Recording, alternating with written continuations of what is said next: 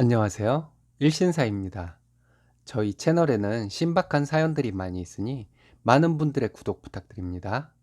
이번 사연은 재산에 욕심만 부리고 부모님에게는 불손하게 대하던 아주버님 부부를 참교육하고 시어머님을 모셔온 효부께서 보내주신 사연인데요. 함께 보시겠습니다. 안녕하세요. 저는 30대 후반 아들 하나 키우는 아줌마입니다. 사람이 어떻게 이럴 수가 있는지 정말 화가 나네요. 남편과는 나이 차이가 좀 있고 남편의 차분함에 반해서 연애를 시작했습니다. 그리고 남편의 자상함과 보살핌으로 사랑을 받다가 결혼을 하게 되었어요. 남편은 쉬는 날 아이와 잘 놀아주고 집안일도 잘 도와줍니다. 남편은 이남 일녀 중 차남이고요. 남편이 배려심이 크고 자상함이 있는 것까지는 좋아요. 근데 왜 결단력은 그 모양인지 정말 사람이 모든 면에서 완벽할 수는 없겠죠. 어디서부터 얘기를 시작해야 할지를 모르겠네요. 일단 상황은 이렇습니다. 제가 얼마 전에 아주버님네서 어머님을 모셔왔는데요. 남편은 저에게 왜 사서 고생을 하느냐고 하고 있고, 친정부모님도 저에게 무슨 죄를 다 뒤집어 쓰려고 하냐고 당장 되돌려 놓으라는 말도 많이 들었었네요. 한 달이 지난 지금까지 그런 말을 하지는 않지만요. 남편은 지방의 농사짓는 집에서 차남으로 자랐습니다. 아주버님이 한 분 계시고 아가씨가 한 명 있어요. 남편은 삼남매 중에서 혼자 공부를 잘해서 서울에서 대학을 다니고 서울에서 취직을 해서 대기업에 다니고 있습니다. 저희는 남편 외벌이로 살고 있고요. 시부모님은 장남인 아주버님네가 모시고 살고 있습니다. 남편과 결혼을 할 때 아버님께서 건강이 많이 안 좋은 상태였습니다. 남편에게 듣기로는 아버님이 50대 후반, 젊다면 젊으신 나이부터 치매가 있으셨대요.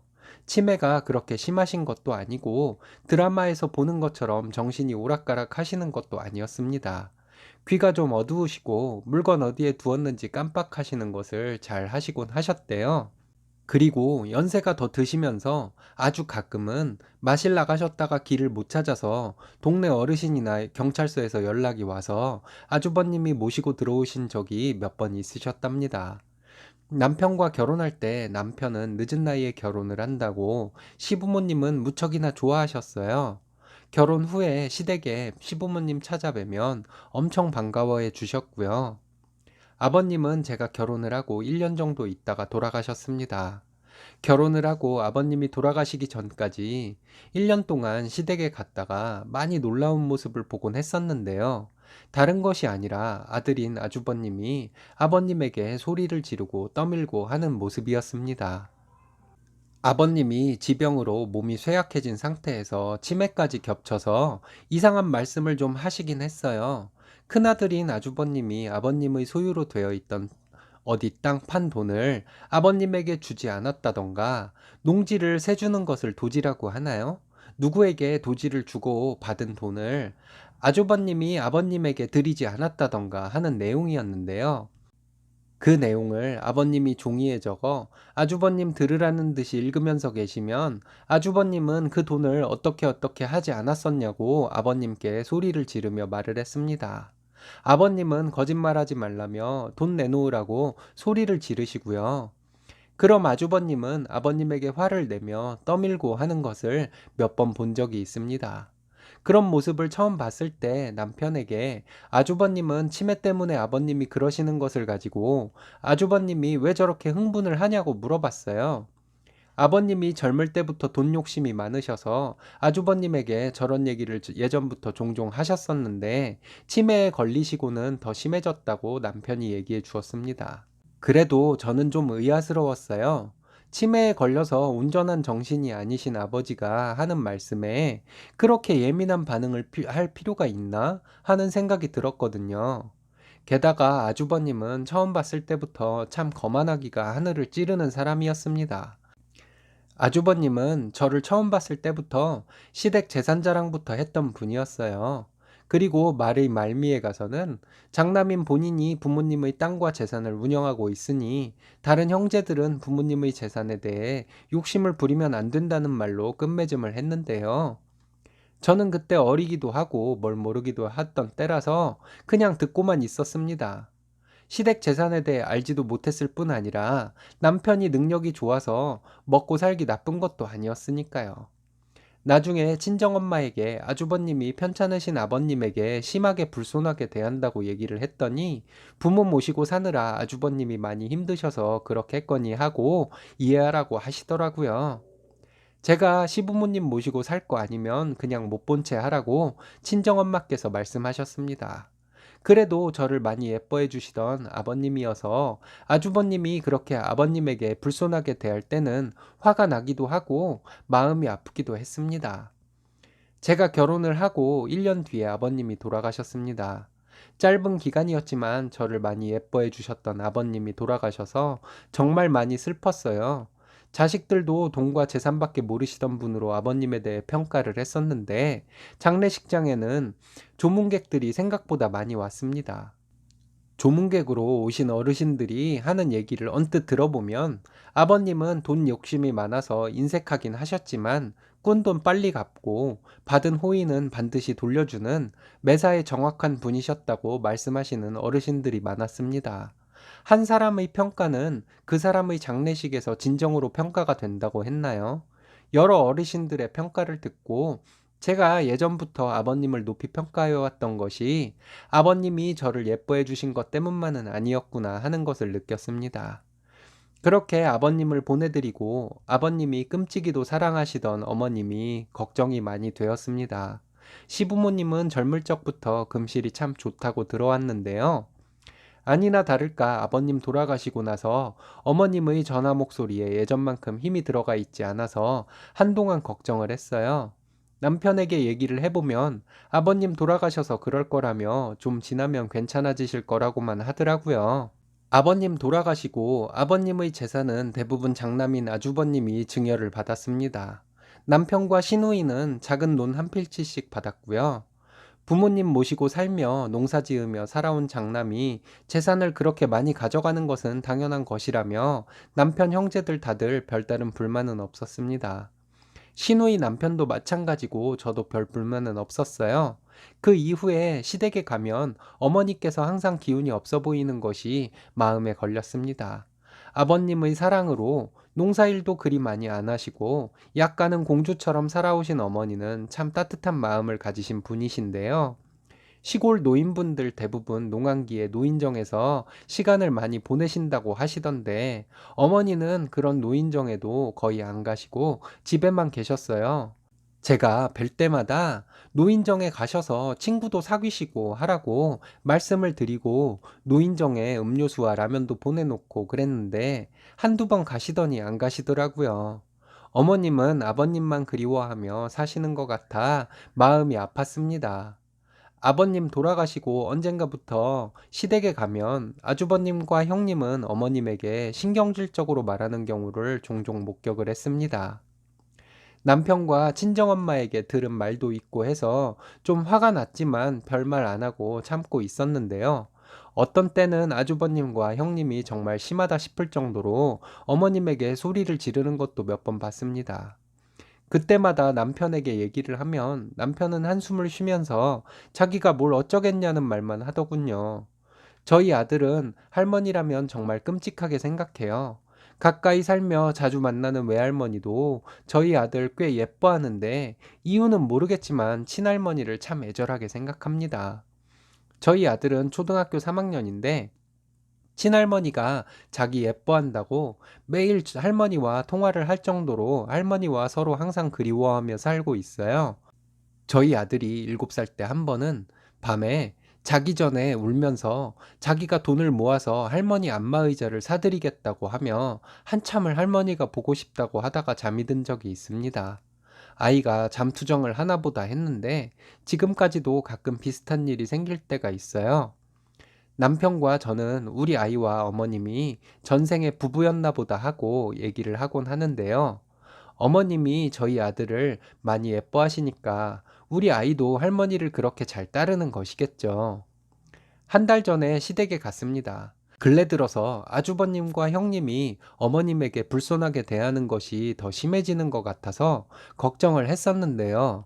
남편이 못하면 저라도 아주버님 부부에게 한 소리 할까 하고 생각하는 중이었어요.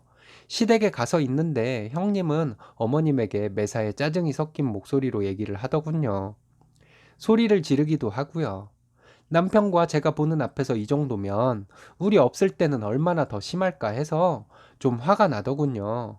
우리 아들도 저에게 조용히 와서 큰엄마 할머니한테 왜 저러냐고 하고요. 그렇게 화를 참고 있는데 어머님이 아주버님의 초등학교 5학년짜리 막내딸에게 물건을 너무 어지럽히지 말라는 말씀을 하셨습니다. 그랬더니 그 조카가 어머니에게 아, 그렇게 하든 말든 하면서 소리를 지르는 거예요. 그런데 어이없게도 아주버님은 옆에 있으면서도 본인 아이에게 아무런 말도 안 하더라고요. 우리 아이가 그 모습을 보고 울면서 어머님에게 안겼습니다. 제가 정말 그때 이성을 잃었나 봐요. 내 자식도 아닌 조카에게 소리를 질렀습니다. 할머니에게 이게 무슨 버릇없는 짓이냐고 했어요. 그리고 어머님에게 당장 저희 집으로 가자고 했습니다. 주방에 있던 형님도 나와보고 아주버님도 가만히 있었습니다. 아주버님과 형님에게 제가 소리 지르며 말했어요. 아버님 살아계실 때도 치매 때문에 하시는 말씀을 가지고 그렇게 불손하게 대하더니 홀로 남으신 어머님마저도 아주버님네가 얼마나 불손하게 대했으면 어린 조카까지도 할머니에게 젖따위로 하냐고요. 제가 이 집 딸도 아니고 며느리지만 정말 눈 뜨고 볼 수가 없다고요. 그랬더니 형님은 저에게 동서가 모시고 살아봐. 모시고 살지도 않으면서 말이 많아. 이러면서 화를 내더군요. 그래서 낳아주시고 안 먹고 안 입고 해서 많은 재산 남겨주신 부모님에게 인간이라면 이렇게 할 수는 없는 것이라고 더 큰 소리로 소리 지르며 말했습니다. 그리고 지금 당장 어머님 내가 모시고 갈 테니 그런 줄 알라고 했어요. 그리고 남편에게 당장 어머님 방에 가서 어머님 옷가지들만이라도 싸가지고 나오라고 했습니다. 머뭇거리고 있는 남편에게 당장 가서 어머님 물건 챙겨오지 않으면 이혼이라고 했어요. 우리 아들이 아빠를 잡아당겨서 어머님 방으로 가더군요. 그리고 어머님 옷과 물건들을 싸가지고 나왔습니다. 제가 어머님 보고 저희 집으로 가자고 했어요. 어머니는 순순히 따라 나오시더라고요. 어머님을 저희 집에 모시고 와서도 며칠 동안은 어머님이 적응하시기 힘들어 하시진 않을까 걱정을 했습니다. 의외로 편안하게 저희 집에 계셨어요. 우리 아이도 할머니랑 함께 산다고 좋아하고요. 밤마다 자기가 할머니를 지켜주겠다고 꼭 어머님과 함께 같이 잤어요. 어머님을 저희 집으로 모시고 온 후에 형님에게 몇 번 전화가 왔습니다. 저에게 어머님 모시고 살다가 힘들어도 다시 모셔다 놓지 말라더군요. 어머님 여기서 잘 지내고 계셔서 그럴 일 없을 거라고 했습니다. 며칠 뒤에 다시 전화를 하더니 형님은 저에게 어머님 재산은 건드리지 말라고 했습니다. 그거 건드리면 가만 안 있을 거라고 협박 아닌 협박을 하더군요. 어머님한테 재산이 있는지도 모르고 있었는데 모른 척하고 형님에게 그랬습니다. 어머님 뜻에 따를 거라고요. 그랬더니 형님은 저에게 어머님 재산이 탐나서 어머님을 모시고 간 거냐고 소리를 지르며 난리를 치더군요. 형님이 정상적인 며느리라면 저에게 어머님 모시고 있기 힘들지 않냐는 말부터 먼저 해야 하는 것이라고 말했어요. 그리고 어머님 재산 그런 거 저는 모른다고 했습니다. 그리고 자식이 부모님 재산 탐내는 건 당연한 거 아니냐 했어요.